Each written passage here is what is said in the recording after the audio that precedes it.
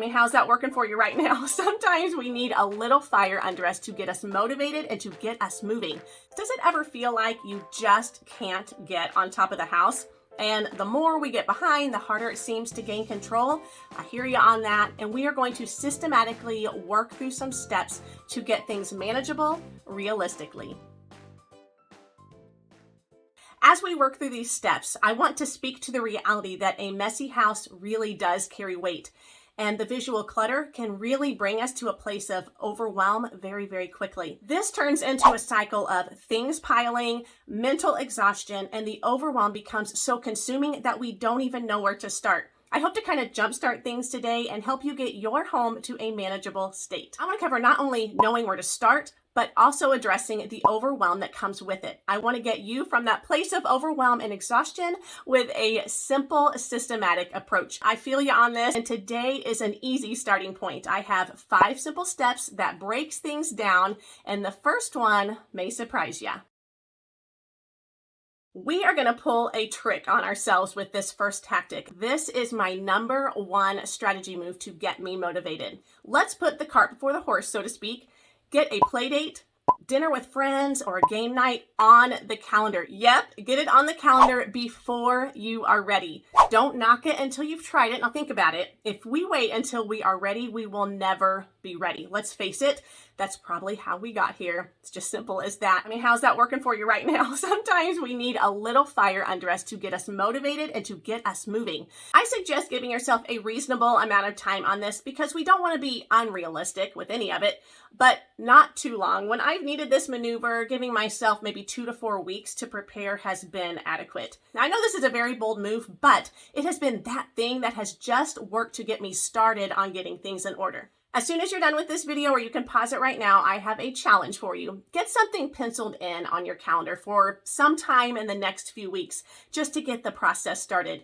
Even if it's just a simple play date with another mama and her littles, this can be the motivation that you need to get going.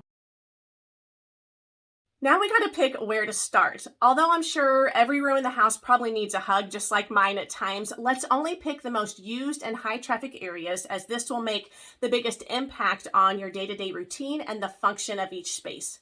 I like to start and focus on the main areas that we are using and only checking off tasks that I can feasibly do given the energy and the capacity and the time that I have. For us, this is the kitchen, mudroom, family room, and the main bathroom. I want to only focus on the basics for these spaces. The rooms I would not mess with first would be like the laundry room, the master bedroom, the master bathroom, garage, or other space that is not a high flow space. I mean, a clean master bedroom is amazing, but to be honest, the kitchen and the family room probably rank a little higher on the list of to-dos. Hitting these areas first kind of gets the ball rolling as kind of a jump start to getting a clean house. To keep things realistic, we really need to accept some of the factors that pull some weight in the situation. You know, the reason why things got the way that they currently are. Now, this is not to shame.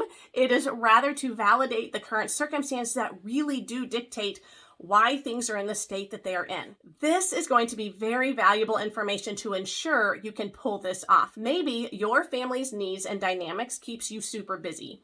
Doctor's appointments, therapies, tutoring, for example, or maybe you're just in a busy season with little ones, which has just gotten you out of some habits and you just kind of need to find a new groove. Talking about the life stuff that we all deal with, may look different for each of us, but it can kind of derail us from time to time. This step is so helpful as we acknowledge our current circumstances, because not only are they a huge factor into the how we got here, part of the equation, but it is also beneficial to accept so that we know what kind of time and energy is available. This will aid in being able to figure out where to start. Again, keeping things realistic, kind of like managing our expectations. When our own standards are unrealistic, they can be the thing that is keeping us from getting over the hump. Does that make sense? Accepting where we are and what we're capable of pulling off in this season can keep this whole thing sustainable and to ensure that it's actually going to happen. With acknowledging the season and our capacity, we can then prioritize the areas in our home, giving a reasonable amount of tasks to check off. Now, for example, in my former life, before we had kids, I would prefer mopped floors, everything dusted, and windows washed among the assumed, straightening and everything in its place.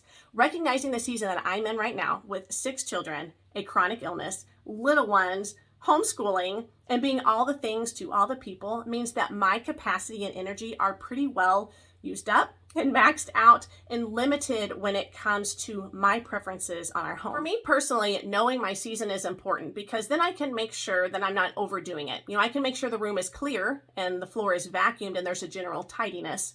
Now, is that my preference? Absolutely not. I still want the floors not only swept, but mopped and windows to be crystal clear and everything dusted along with every shelf organized and laundry done and the whole house sparkling. That is my preference, but there is no way I can actually pull that off. This is just where I'm at. And thankfully, those things don't define my worth. I'm so thankful for that. That is a whole nother video. We won't get into it. But your challenge right now is to make that list of top priority rooms, usually the main living areas like we talked about, and make a simple list of the basics to tackle in each space. Like not the deep cleaning stuff, just the general straightening to make a visual impact on the room. Now, don't get defeated in this. Sometimes we just have to let go of our ideal, but allowing ourselves to just be in the season and give ourselves some grace can make great headway with these small steps. This is kind of hard for those with perfectionistic tendencies, but remember, we want to get motivated to clean. When we have gotten out of our habits or life really doesn't allow for the tidiness that we prefer, we have to kind of not only make some bold moves, but we have to take some time to be strategic. So that's what we're talking about today. We've already talked about the fact that what we're doing isn't working, so trying a new angle may aid in accomplishing this endeavor. We're going to continue with the keeping things realistic theme and this step as we actually clean our space. By deciding which rooms would offer the most relief on the functionality of your home on the day-to-day gets us started. And then making a realistic list of tasks that would need to be done in those rooms is another great step to getting your home clean. My advice sounds like common sense, but really hear me out on this one. Once you pick the space to start with, break that space into smaller, doable tasks. For instance, you could break the family room into simple tasks, take a break between, and even pass these little tasks on to family members and work together. Breaking the room down might look like this: all pillows on the couch, dishes to the sink, throw all trash away, take dirty laundry to the laundry room, sweep or vacuum. Now this last one is my favorite. You take those miscellaneous items and you put them all in a basket and you can sort those later. I admit this one really is cheating, but it gives instant results. I'm talking puzzle pieces, game pieces, random toys, and all the random stuff that is just left out that no one really wants to mess with. This right here gets the space cleaned up super fast and all those loose items are all together in one place, and I can walk through the house later with the basket and put all of those items back, but this is a quick, instant cleanup hack. This last step right here is really key. Don't take this all on at one time. Rather, pick a task or two at a time and only start a task when you have enough time to start and finish. So if you've already broken the room down into those tasks, now you can start the actual cleaning process when you have time to actually complete each of those tasks. This means that you're going into this with realistic expectations and you're more likely to carry through with it. I'll use myself for example again. I don't have a lot of stamina, so I can feasibly give 15 to 30 minutes at a time.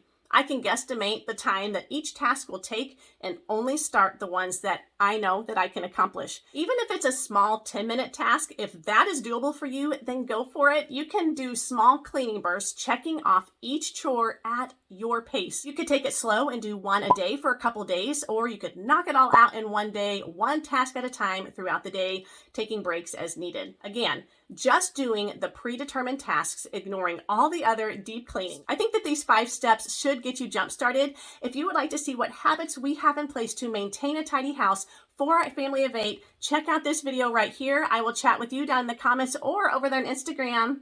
Bye.